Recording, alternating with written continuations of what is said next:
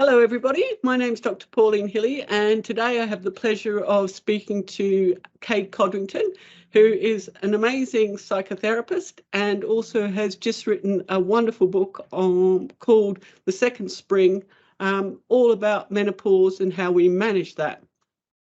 Hello. Hello, Kate. Lovely to see you.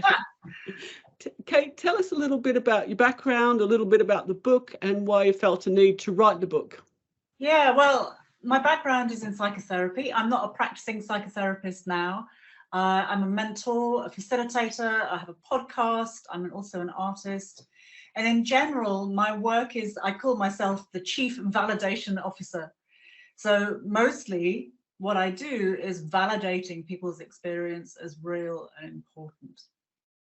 And this is central to why I wanted to write Second Spring, because the view of menopause and perimenopause, particularly in the UK, is very negative. It's seen as a hormone deficiency, almost an illness, whereas it is in fact a transitional phase, a sensitive one, but it's a transitional phase and a phase that is full of personal growth. And the book it's a bit like an artist's way for menopause, and it's packed with tips and practices and reflections to help you move through the process and into a vibrant post-menopause, which is what I call Second Spring, which is, hence the name.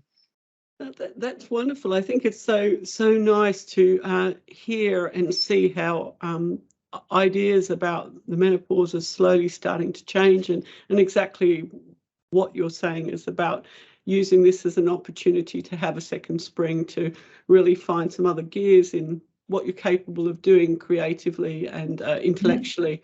What are the most common questions you get asked by women going through menopause? The most common question is, am I in perimenopause?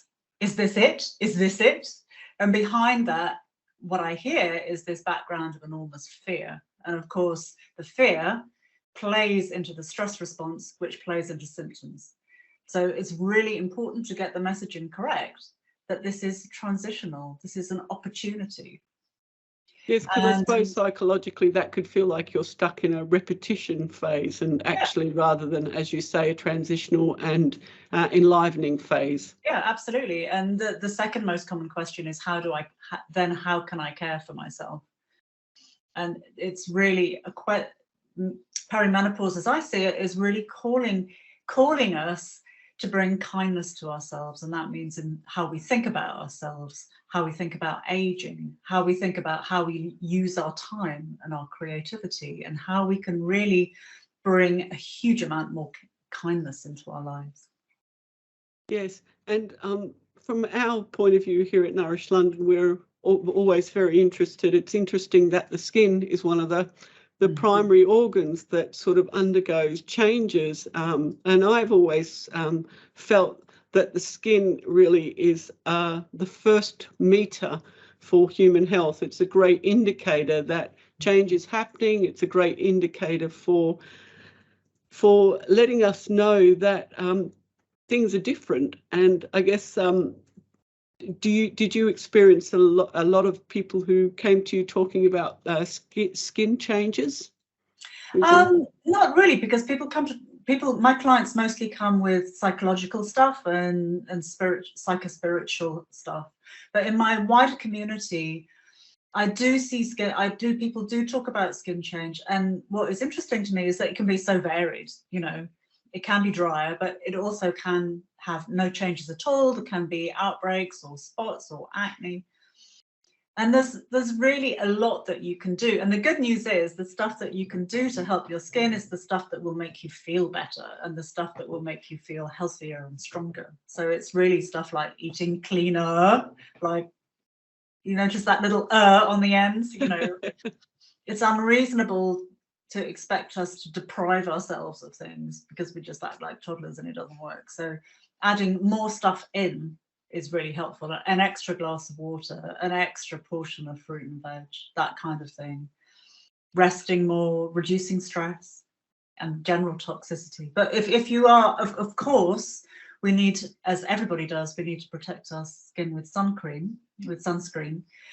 But if your skin is on the dry side, then making sure you get enough omega-3s, so eating oily fish or linseeds, hemp seeds, stuff like that will really help. I think what's really important is what you said as well. It's quite individual how people are impacted, how people's skin is impacted throughout this phase. And I think what's really, really important is to grab that empowerment of making decisions and choices for your own skin yourself. I think that's a really, for me, when I talk to people, it's always about, let's start with you. Let's not start with the product, start with what you want. And the product is there to serve you. You know, it's you don't need to fit into the product, if that makes sense. And I've always felt that in terms of skincare, we can get that empowerment by making those choices for ourselves and reading our skin and understanding what it needs at a particular time. And I agree with you that that topical addition of vitamins, that making sure that you're getting all the good bits in, both topically and through our diet, is very, very important. I was interested that we talked a bit about kindness, because I really like that concept, and I think the world could do a bit more about that. How do you think we could encourage women to practice more self-kindness during this phase? Oh, thank you for asking that. I mean, it's such a tough one, because we're so hard on ourselves. We're so hard on ourselves typically, and we can always reduce our standards. Lower your standards, people. Be grubbier, wear dirtier clothes, have a dirtier house. Don't be so helpful. I mean, we can just feel the joy about having a grubbier house, right? And not being helpful all the time.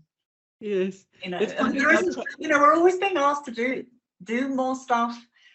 So a key thing is saying no, practicing good boundaries, getting playful about how you say no and turn things down. And that often requires learning to tolerate some discomfort in ourselves.